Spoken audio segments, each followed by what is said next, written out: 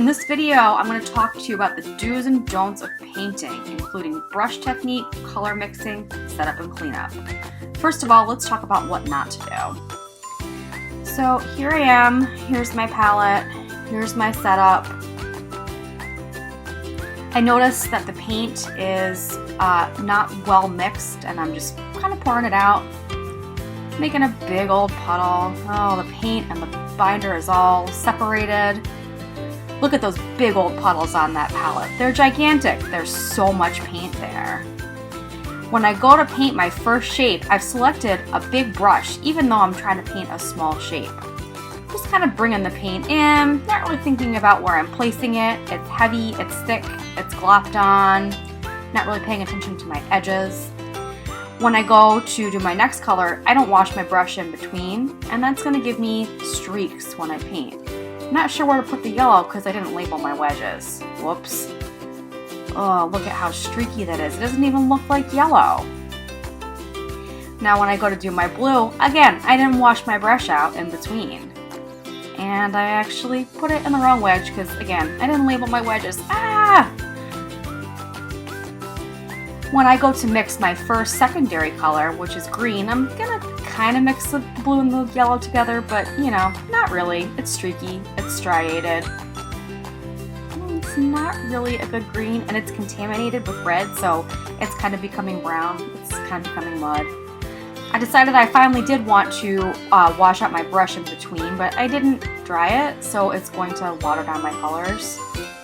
When I mix my first tint, I'm mixing the white into the red, which is not going to give me a light enough tint. It's very dark, it almost looks like the red in and of itself. And when I go to do my next one, I'm not making sure that they're distinct and that they change gradually. It all almost looks like one big value. When I go to mix my shades, again, I'm contaminating my paint there, so it's going to kind of gray my colors. I put the red into the black, so it ends up looking very dark. There's a little differentiation, but not much. Again, when I'm doing my secondary color, I'm kind of contaminating here instead of mixing up the secondary color first and then doing the tints and shades. Not bothering to wash my brush whatsoever. Not really even sure what color or what value I'm making right now. I'm just, you know, kind of going with it, just feeling the vibes. Not doing what I'm supposed to do, not reading the directions. Definitely not checking the chart to make sure that my colors and my values are looking like they're supposed to. And lastly, when I'm doing the practice at the bottom, again, I've selected a gigantic brush, not bothering to wash the paint off my brush, just kind of faking it. Okay, time to clean up. Let's splash a bunch of water in there. Not really make sure that all the paint is off our palette. Oh, there's a bunch of paint in the sink. Looking excellent, fantastic. Let's just leave that right there. Someone else will take care of it, it's fine. All right, gonna jam those brush heads down into the cup. And I'll kind of wash my space with a tissue and leave it for somebody else. Let's try that again. We can do better. Now I've labeled my sheet, and I've also put the palette to the right of my work because I'm right-handed. I've got out my water cup, my brush, my paper towel. I'm shaking up the bottle of paint before I put it out on the palette. And I'm only pouring out a little bit of paint. A little bit goes a long way. For that white that's in the jug, I'm going to pour it out very slowly and carefully because it comes out fast. And then make sure the drips are stopped dripping before I put the cap back on. That's all the paint that you need, a little tiny bit. When I go to do my first wedge, I selected a small paintbrush this time. And I'm actually rolling the excess off before I bring it over to my shape. When I paint my shape, I'm pressing the bristles down so that I do the edge of the shape first. And if I need to get into that little corner, I'm gonna switch my grip. I'm gonna try and actually use the paint that's in the shape first before I go back to my palette to get more paint on my brush. then it will dry nice and flat. When I switch my colors, every time I want to rinse my brush out and dry my brush thoroughly on the paper towel so that it doesn't get into my paint and water it down. When I'm going to mix my secondaries and my intermediates, I just want to take a little bit of each color, and I want to make sure that those are nice and thoroughly mixed before I put them on my paper. When I do my tints, I'm going to put the color into the white. If it's easier for you, you can have kind of more than one pile of paint poured out on your palette. I just kind of go to the edge of my puddles. That's just personally what I do, but if it helps you to have more, you can do that.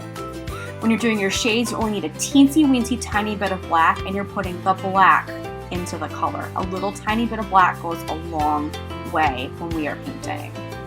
Again, with all our tints and shades and colors, we're going to make sure they're fully mixed. That's a nice value scale there.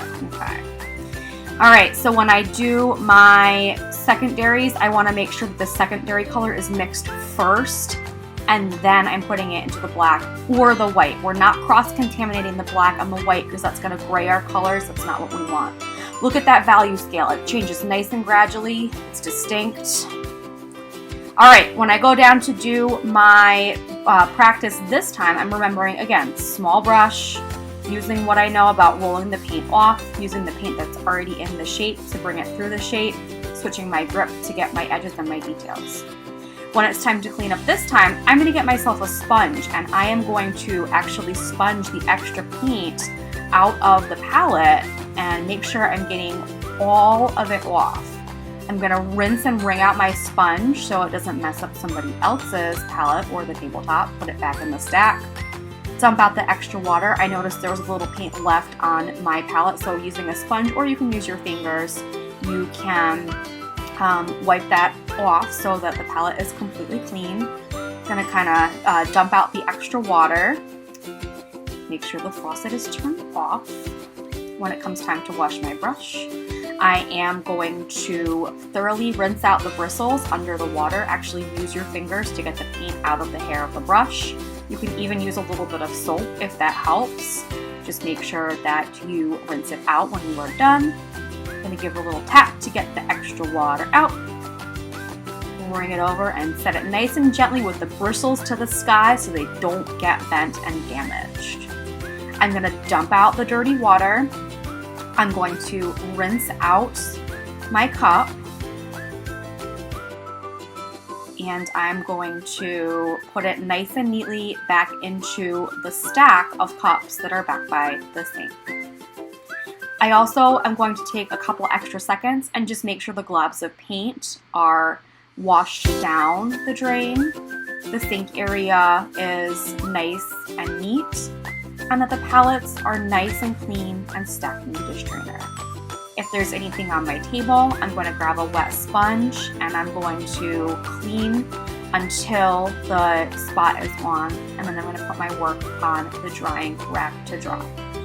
You can do this, you can paint well, and if we all follow these directions, then it's going to be a good studio environment for all of the art classes.